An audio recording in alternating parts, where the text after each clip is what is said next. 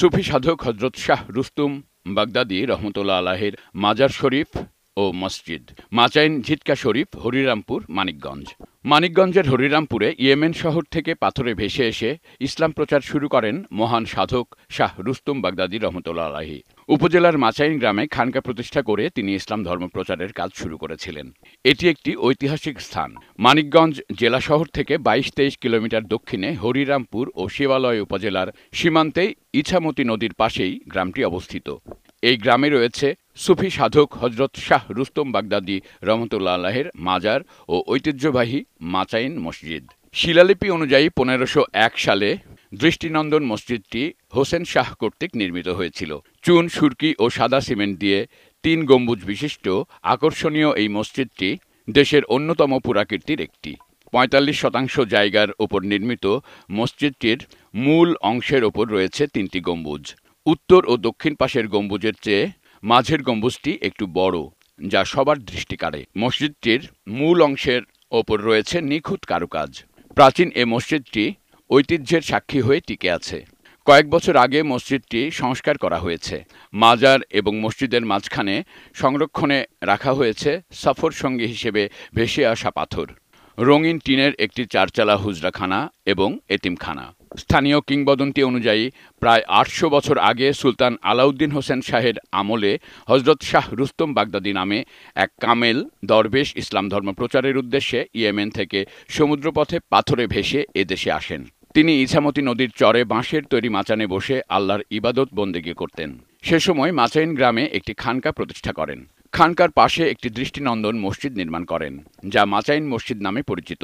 হযরত শাহ রুস্তুম অলৌকিক ক্ষমতার অধিকারী ছিলেন। তার এ অলৌকিক গুণে মুগ্ধ হয়ে এলাকার লোকজন ইসলাম ধর্ম গ্রহণ করেন। ধীরে ধীরে হযরত শাহ রুস্তমের অনুসারীরা খানকার আশেপাশে বাড়িঘর নির্মাণ করে বসবাস করতে থাকেন। মাচানের নাম অনুসারে মাচাইন নামের উৎপত্তি হয়েছে বলে জানা যায়। হযরত শাহ রুস্তুম যখন মাচাইন গ্রামে আসেন, তখন কোশি ও তিস্তার স্রোতধারা অবলম্বন করে প্রাচীন ভুবনেশ্বর নদী প্রবাহমান ছিল বলে জানা যায়। বিক্রমপুর, সোনারগাঁও, ঢাকা, সাভার ও ধামরাইয়ের সঙ্গে পশ্চিমবাংলা ও পশ্চিম ভারতীয় রাজধানীগুলোর জলপথের গুরুত্বপূর্ণ সংযোগ অঞ্চল ছিল মাচাইন গ্রাম। তৎকালীন স্বাধীন সুলতান আলাউদ্দিন হোসেন শাহ নদীর ওপর মাচায় বসা ধ্যানরত মহান সাধক হযরত রুস্তুম শাহ রহমতুল্লাহ আলাইহির সঙ্গে সাক্ষাৎ করতে তার নৌকায় মাঝি মল্লারদের যাত্রাবিরতি নির্দেশ দেন। পরে হযরত রুস্তুম শাহ রহমতুল্লাহ আলাইহির সঙ্গে সাক্ষাৎ করেছিলেন। সুলতান আলাউদ্দিন মুসলিম শাসক ছিলেন। তিনি হযরত রুস্তুম শাহের ইসলাম প্রচারে খুবই খুশি হন। এই মহান সাধকের প্রতি তার বিশেষ ভক্তি ও শ্রদ্ধা, বিশ্বাস বেড়ে যায়। তার শ্রদ্ধার নিদর্শন স্বরূপ এলাকায় ইসলাম প্রচারের সুবিধার্থে ১৫০১ সালে এখানে একটি সুরম্য মসজিদ প্রতিষ্ঠা করেন।